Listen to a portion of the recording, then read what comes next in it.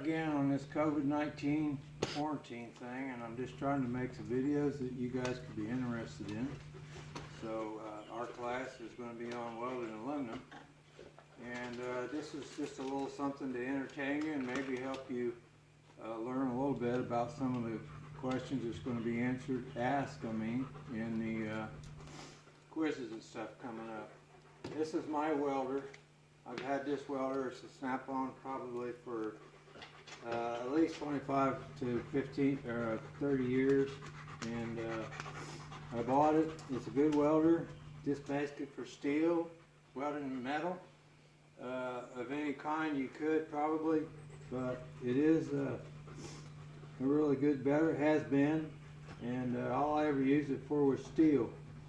Now it is a 220, so it is a big welder, but first of all, I'm going to show you that this is a welding blanket, one of my welding blankets. I have 3 or 4 of them.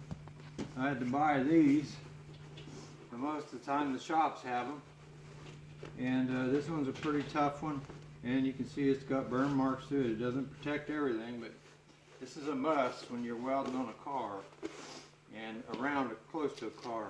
But the main thing I wanted to talk to you about was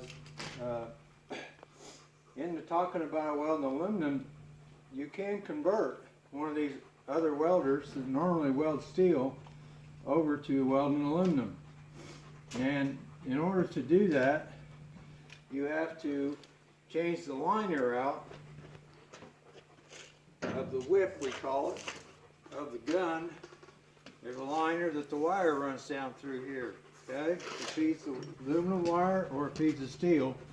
But if you're running aluminum, you need to change that out to a Teflon or another type of liner that's coated and ready for aluminum, because the fact of it is, guys, the aluminum and the steel doesn't mix together, and you have to have a special liner. So you'll have to change that liner out, and maybe possibly the tip, the nozzle tip. Sometimes they want you to change that to a little bit bigger round one. But one of the other things that you have to change, obviously, is you have to get the right kind of wire. Now this is the inside, and down here is what we call the drive rollers, and it actually is driving the wire. It's actually pushing the wire off the spool, which I obviously am out, and it goes through the wire and pushes it up to the end of the gun. Okay, so one disadvantage you have by changing one over would be the fact that you can only have one that pushes right here and a liner of about 10 feet long, or a whip.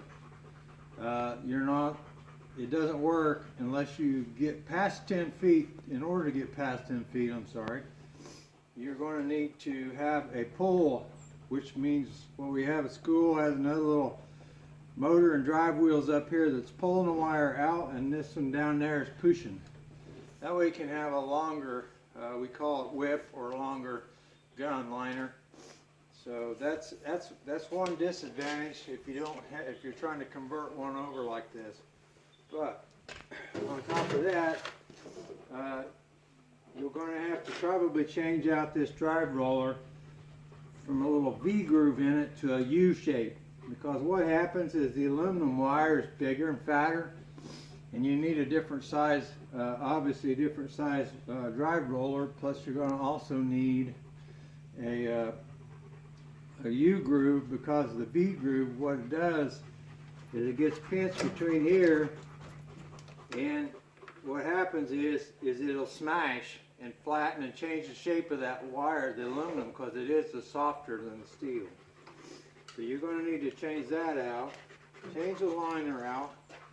Now, one other thing you might think you'd have to change would be your flow meter for your gas.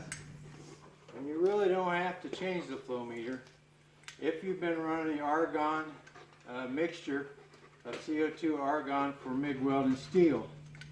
In order to MIG weld aluminum, you have to have pure argon. So you would have to change the tank out, obviously, and get different gas. But other than that, that's some of the advantages if you want to set up one like this, or one that the shop had, or you have one and you want to just weld aluminum.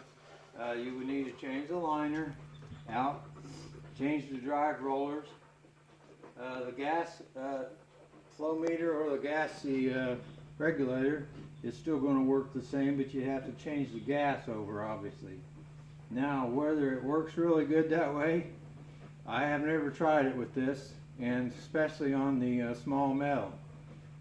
Thin metal, aluminum, is going to be on some of these cars on the outer body panel. But if you have any questions, feel free. But this is just a short little video of me out here on a nice day.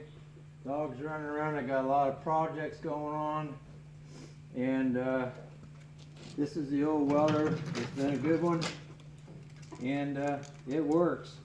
So it's a little bit bigger. They make a lot more compact ones. Now the ones we have at the school that you will be using are aluminum pulse welders, and they're about $8,000 a piece, and they have a lot of bells and whistles, and it pulses the wire from high to low really, and it actually spray arc.